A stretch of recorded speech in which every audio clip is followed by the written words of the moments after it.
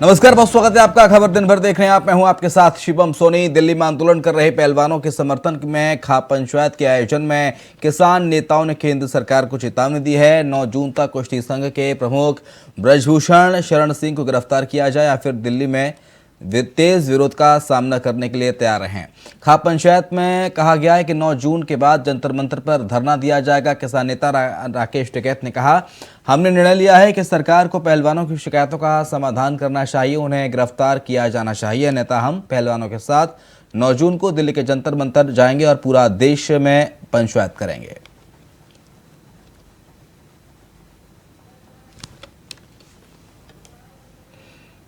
WFI के पूर्व chief और बीजेपी सांसद ब्रजभूषण शरण सिंह के खिलाफ आरोप बेहद गंभीर हैं। दिल्ली पुलिस ने पहलवानों की शिकायत पर 2 एफआईआर दर्ज की हैं। इनमें पीड़िताओं ने उन घटनाओं का ब्यौरा दिया है जब कथित रूप से उनके साथ यौन शोषण हुआ। एक रिपोर्ट के मुताबिक एफआईआर में कम से कम 2 बार प्रोफेशनल मदद के बदले सेक्सुअल फेवर मांगे जाने का जिक्र है। महिला पहलवानों ने यौन शोषण की कम से कम 15 घटनाओं की जानकारी पुलिस को दी है। इनमें से 10 वाक्यों पर रेसलर्स को गलत तरह से छुआ गया। एफआईआर में पहलवानों ने सिंह के पीछा करने और धमकाने की भी शिकायत की। उधर जहां एक तरफ पहलवानों के समर्थन में बुलाई गई महापंचायत का आज दूसरा दिन रहा, तो वहीं दूसरी तरफ ब्रजभूषण शरण सिंह के समर्थन में अयोध्या में बुलाई गई जन चेतना महारैली को रद्द कर दिया गया। सांसद और डब्ल्यूएफआई चीफ ब्रजभूषण शरण सिंह ने 5 जून को होने वाली इस रैली में 11 लाख लोगों के इकट्ठा होने और उनके समर्थन का दावा किया था। अयोध्या के रामकथा पार्क में जन चेतना महारैली होनी थी। इस रैली के रद्द होने की जानकारी ब्रजभूषण शरण सिंह ने एक फेसबुक का पोस्ट के जरिए दी। उन्होंने फेसबुक पर लिखा, मेरे प्रिय शुभचिंतकों, आपके समर्थन के साथ पिछले 28 वर्षों से लोकसभा के सदस्य के रूप में सेवा मैंने की है। मैंने सत्ता और विपक्ष में रहते हुए सभी जातियों, समुदायों और धर्मों के लोगों को एकजुट करने का प्रयास किया। इन्हीं कारणों से मेरे राजनीतिक विरोधियों और उनकी पार्टियों ने मुझ पर झूठे आरोप लगाए हैं।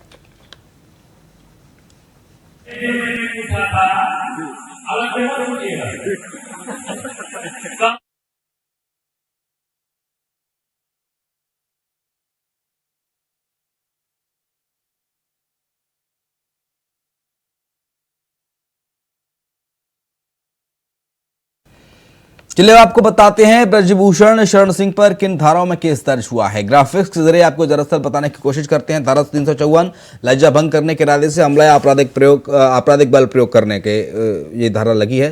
धारा 354 के तहत कार्रवाई की गई है, केस दर्ज हुआ है। इसके साथ साथ धारा 354A यौन उत्पीड़न की धारा है, इसके तहत केस दर्ज किया गया है। अगली धारा आपको बताते हैं, अगला ग्राफिक्स फायर करते हैं। धारा 354D यानी कि पीछा करना, किसी चीज को फॉलोअप करना, उसको लेकर मुकदमा दर्ज हुआ है। पॉस्को एक्ट लगाए, पॉक्सो एक्ट अधिनियम की धारा 10 के तहत ये मुकदमा दर्ज किया गया है। अब आरोप कौन कौन से वो आपको बताते हैं। आरोप नंबर 1, रेस्तरां में मेज पर बुलाया, टच किया। क्या क्या आरोप लगे वो आपको ग्राफिक्स के जरिए बता रहे हैं। रेस्तरां में मेज पर बुलाया, टच किया गया। आरोप नंबर 2, फेडरेशन के दफ्तर में कंधे हथेली छुए। ये बात महिला रेसलर्स के द्वारा कही गई है। अपने पैर से मेरे पैर को टच किया, ये आरोप नंबर 3 है। तो महिला रेसलर्स कह रही हैं कि अपने पैर से मेरे पैर को टच किया गया। सांसों का पैटर्न समझने के बहाने टच किया गया। आरोप नंबर 5 है, चटाई पर लेटी थी तो टी शर्ट खींची। ये बात कही गई महिला रेसलर्स के द्वारा। आरोप नंबर 6, फेडरेशन ऑफिस में जबरन खींचा गया। आरोप नंबर 7 क्या है वो आपको बता देते हैं। आरोप नंबर 7 है जबरन गले लगना, रिश्वत की पेशकश करना। ये ब्रजभूषण शरण सिंह पर आरोप है। आरोप नंबर 8, सांस की जांच के बहाने टच किया। आरोप नंबर 9, लाइन में सबसे पीछे थी, गलत तरीके से छुआ। आरोप नंबर 10 है, तस्वीर के बहाने कंधे पर हाथ रखा गया, ब्रजभूषण शरण सिंह के द्वारा। आरोप नंबर 10 आरोप लगाए गए हैं। ये 10 आरोप हमने आपको बताए, एक एक आरोप कौन कौन से आरोप लगे हैं ब्रजभूषण सिंह पर। दिल्ली के सीएम अरविंद केजरीवाल ने झारखंड के सीएम हेमंत सोरेन से मुलाकात की। इस मुलाकात के बाद सीएम केजरीवाल ने कहा कि दिल्ली के लोगों का बहुत बड़ा अपमान किया गया। सुप्रीम कोर्ट ने बहुत ही क्रांतिकारी फैसला दिया था। दिल्ली की चुनी हुई सरकार को सारी शक्तियां सुप्रीम कोर्ट ने दी, लेकिन मोदी सरकार ने 8 दिन बाद अध्यादेश लाकर सुप्रीम कोर्ट के ऑर्डर को पलट दिया। लेकिन वो अध्यादेश राज्यसभा में हम सभी मिलकर खारिज कर सकते हैं। जनता सरकार चुनने के बाद भी इन लोगों ने संविधान के बेसिक मूल्यों के साथ छेड़छाड़ की है। जनतंत्र को कुचलने वाले अध्यादेश के विरोध में मुझे हेमंत सोरेन हमें समर्थन देंगे। दिल्ली के लोग हेमंत सोरेन और झारखंड के लोगों के लिए बहुत ही आभारी हैं।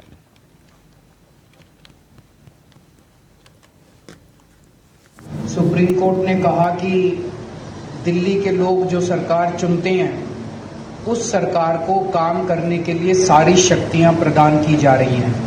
सुप्रीम कोर्ट ने सारी शक्तियां दिल्ली की सरकार को, दिल्ली एक यूनियन टेरिटरी माना जाता है, इसलिए समय समय पे मोदी सरकार ने हमसे बहुत सारी शक्तियां छीन ली थी। लेकिन 11 मई को सुप्रीम कोर्ट ने आदेश पारित करके वो सारी शक्तियां दिल्ली के लोगों को वापस, दिल्ली की चुनी हुई सरकार को, कि दिल्ली के लोग जिस भी सरकार को चुनेंगे, चाहे इस पार्टी की चाहे उस पार्टी की, उस सरकार को काम करने के पूरे अधिकार होंगे। वर्तमान समय में चुनी हुई सरकार को किस तरीके से काम नहीं करने देने का एक योजनाबद्ध कार्य केंद्र सरकार के द्वारा की जा रही है, ये कहीं न कहीं लोकतांत्रिक व्यवस्था, संघीय ढांचे का एक इस पर प्रभार है, हम इसको कह सकते हैं। और जो इस देश की ताकत जिसको हम कह सकते थे, अनेकता में एकता, उस पर भी ये बड़ा प्रहार है।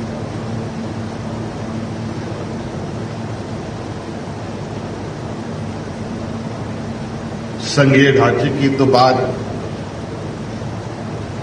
केंद्र सरकार करती है, लेकिन कार्य उसके बिल्कुल विपरीत होती है। आज बिल्कुल ये स्पष्ट रूप से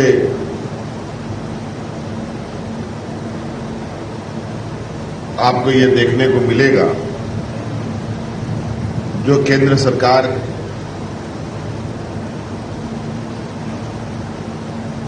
के सहयोगी सरकार नहीं है, उन सभी सरकारों की कमोवेश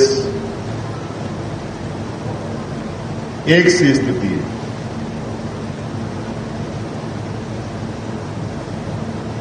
ये एक चिंता का विषय है। छत्तीसगढ़ के मुख्यमंत्री भूपेश बघेल ने आरएसएस चीफ मोहन भागवत पर तंज कसते हुए कहा कि मोहन भागवत जी तब क्या कुंभकर्णी नींद में सोए थे जब प्रधानमंत्री जी ने विदेश में जाकर कहा था भारत में पैदा होना दुर्भाग्य की बात है।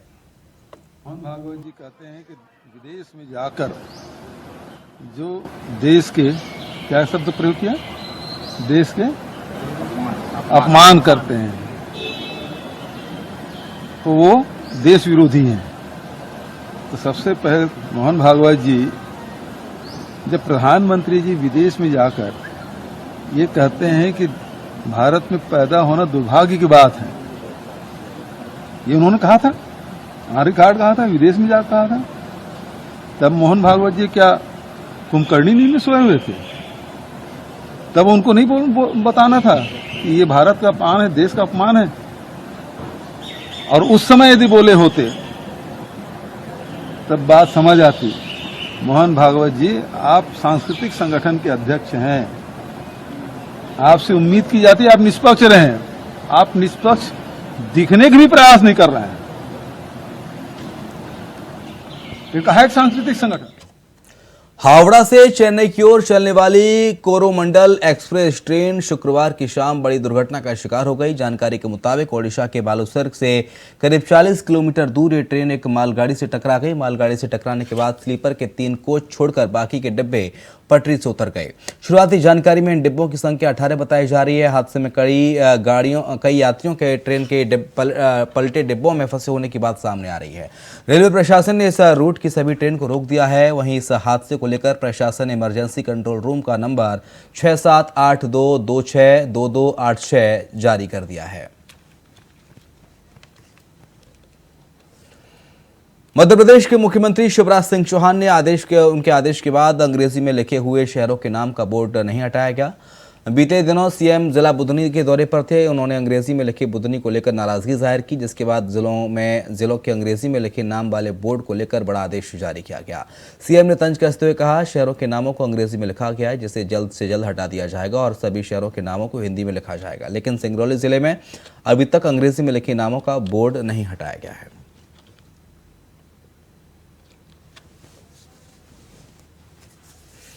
मुख्यमंत्री शिवराज सिंह चौहान आज छतरपुर के गौरव दिवस और लाडली बहना सम्मेलन में शामिल होने के लिए छतरपुर पहुंचे। हेलीपैड पहुंचने पर राजस्व एवं परिवहन मंत्री गोविंद सिंह राजपूत समेत बड़ा मलहरा विधायक प्रद्युम्न सिंह लोधी, बिजावर विधायक राजेश शुक्ला और अन्य जनप्रतिनिधियों ने आत्मीय स्वागत किया।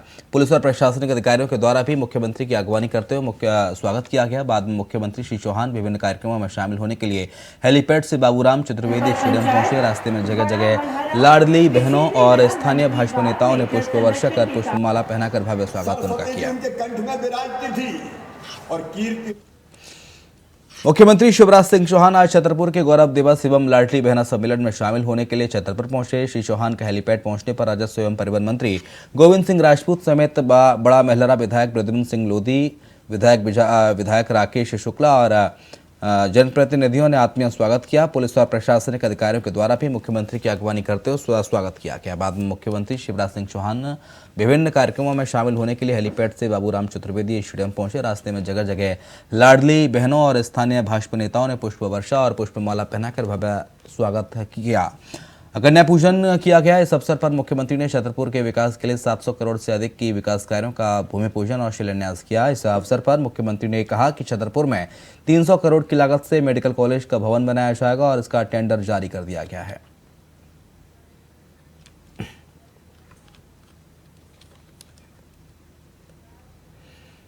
बीजेपी के वरिष्ठ नेता एवं भारतीय सांस्कृतिक संबंध परिषद के अध्यक्ष डॉक्टर विनय सहस्त्रबुद्धे ने भाजपा प्रदेश कार्यालय में पत्रकार वार्ता को संबोधित किया।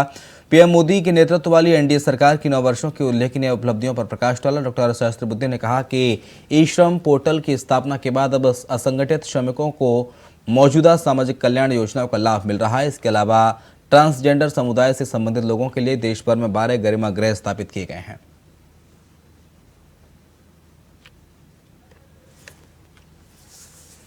एक छोटा सा ब्रेक ले रहे हैं, जल्द लौटेंगे। तो ब्रेक के बाद आपका स्वागत है। लखनऊ से खबर, जहां गोमती नगर में सीएमएस की तरफ से पर्यावरण एवं जलवायु परिवर्तन पर सेमिनार का आयोजन किया गया। सीएमएस लखनऊ और कनाडा उच्चायोग के संयुक्त रूप से इस सेमिनार का आयोजन किया गया। कार्यक्रम में मुख्य अतिथि के रूप में डीआईजी फॉरेस्ट प्राची गंगवार शामिल हुई। कार्यक्रम में मुख्य वक्ता के तौर पर सीएमएस प्रेसिडेंट और MD professor Geeta Gandhi Kingdon ने अपने विचार रखे। कार्यक्रम में छात्रों को पर्यावरण और जलवायु परिवर्तन पर जागरूक भी किया गया।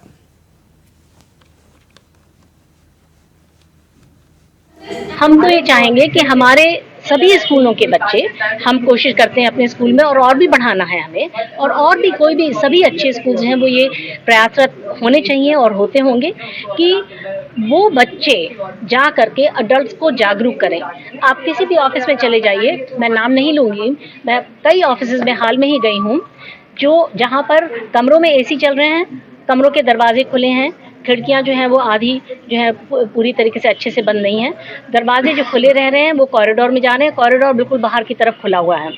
तो पर्यावरण के प्रति जागरूकता की बहुत बहुत ज़रूरत है, बहुत आवश्यकता है, क्योंकि लोग जो है वो समझ नहीं पा रहे हैं, अभी जागरूक नहीं हैं कि किस तरीके से जो बहुत मुश्किल से ऊर्जा को जनरेट किया जाता है उसको किस जिम्मेदारी से उसका प्रयोग करना चाहिए।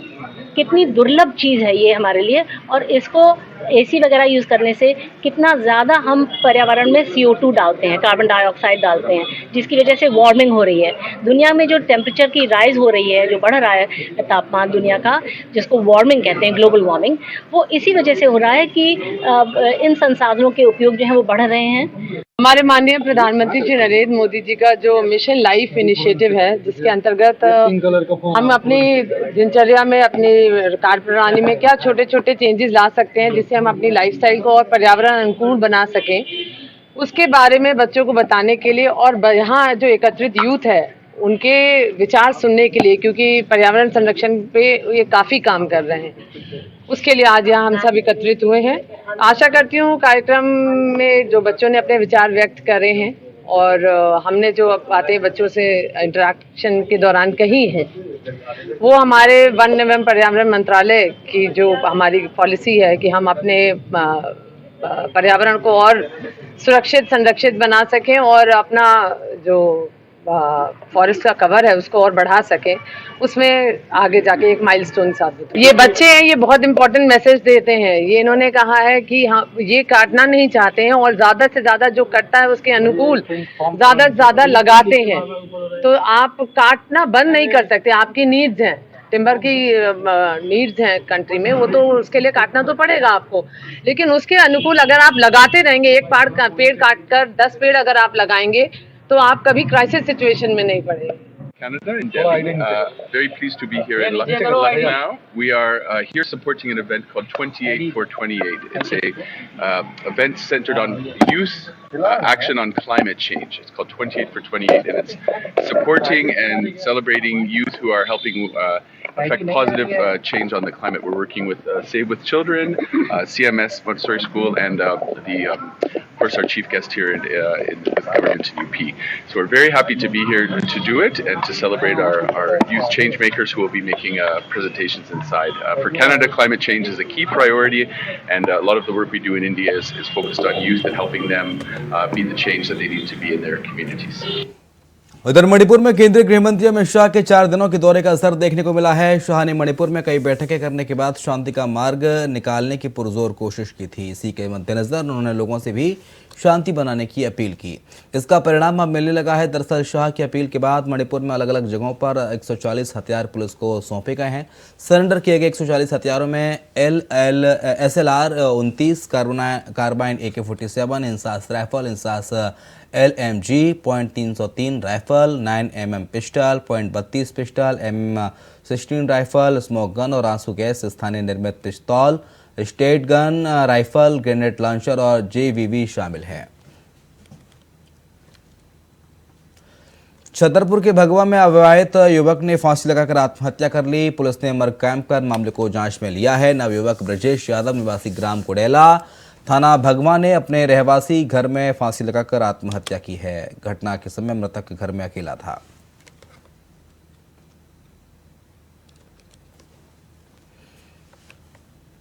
छतरपुर के गुरावा में अंबेडकर चौराहे के पास 2 बाइकों में जोरदार भिड़ंत हुई, जिसमें दोनों बाइक सवार समेत चालक गंभीर रूप से घायल हुआ है। बाइक सवार घनसू अहिरवार अपनी बेटी के साथ ग्राम सोरखी से तहसील कार्यालय जा रहे थे, तभी सामने से आ रही बाइक दोनों की तेज गति होने के कारण आमने सामने से भिड़ंत हो गई, जिसमें दोनों बाइक चालक समेत सवार सड़क हादसे का शिकार हुए हैं।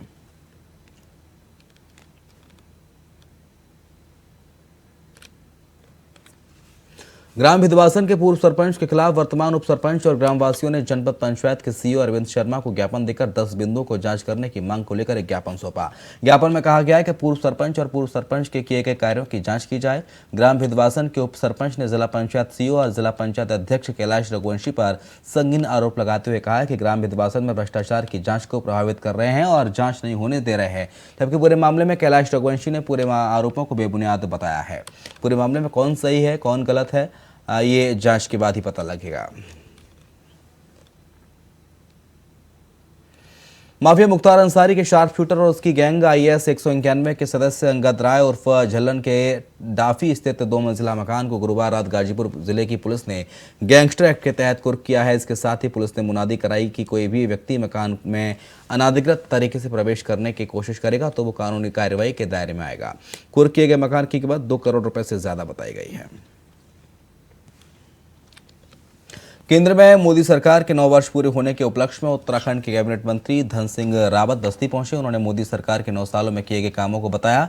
उन्होंने PM मोदी की तुलना राजा भागीरथ से की। कहा कि राजा भागीरथ के बाद अगर गंगा को किसी ने साफ किया है तो प्रधानमंत्री मोदी जी ने किया है।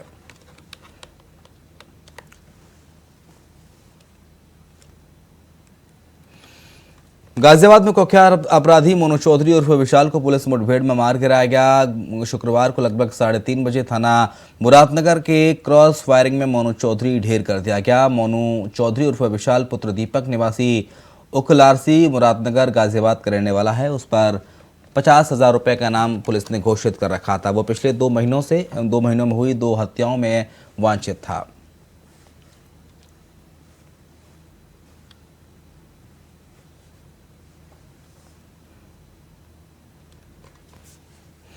दिल्ली के मुख्यमंत्री केजरीवाल ने झारखंड के सीएम हेमंत सोरेन से मुलाकात की। मुलाकात काफी खास मानी जा रही है। रिपोर्ट देखिए। ये मुलाकात है देश की सियासत के रणबांकुरों की। ये मुलाकात है 3 राज्यों के मुख्यमंत्रियों की। ये मुलाकात है झारखंड के सीएम हेमंत सोरेन के साथ दिल्ली के सीएम अरविंद केजरीवाल और पंजाब के सीएम भगवंत मान की। जी, दिल्ली के मुख्यमंत्री अरविंद केजरीवाल रांची में झारखंड के मुख्यमंत्री हेमंत सोरेन से मुलाकात करने पहुंचे तो दिल्ली से लेकर रांची तक सियासत सवाल पूछने लगी। मसला तो केंद्र सरकार के अध्यादेश के खिलाफ केजरीवाल का विपक्ष को साथ लाने का है, मगर क्या ये बहाना है? 2024 निशाना है। एक और जहां दिग्गजों की मुलाकात हो रही थी, अध्यादेश और विपक्षी एकता का सुरताल हो रहा था, तो वही दूसरी ओर झारखंड के पूर्व मुख्यमंत्री बाबूलाल मरांडी के जरिए दोनों की मुलाकात के अलग ही मायने निकाले जा रहे हैं। देखिए क्या लिखा बाबूलाल मरांडी ने। केजरीवाल जी आज हेमंत जी से मिल रहे हैं। संयोग है कि शराब घोटाले में केजरीवाल के पूर्व उप मुख्यमंत्री जेल में बंद हैं, जिन्हें दिल्ली हाई कोर्ट ने जमानत देने से मना कर दिया। झारखंड में भी शराब घोटाले की परतें खुल रही हैं और जांच आगे बढ़ रही है। मुझे तो संदेह है कि कहीं राजनीतिक चर्चा का बहाना बनाकर जांच की आंच से बचने का उपाय तो नहीं खोजा जा रहा। बता दें कि केजरीवाल ऐसे तमाम दलों का दरवाजा खटखटा रहे हैं जो केंद्र सरकार के खिलाफ उनका साथ देने को तैयार हो सके। उन्होंने कांग्रेस के साथ साथ कई विपक्षी दलों के नेताओं से मिलकर इस मुद्दे पर समर्थन मांगा है। यही कारण है कि वे यहाँ आए हैं और झारखंड के मुख्यमंत्री हेमंत सोरेन से मुलाकात कर समर्थन मांग रहे हैं। Bureau report, India watch. और इसी के साथ खबर दिन भर में इतना ही।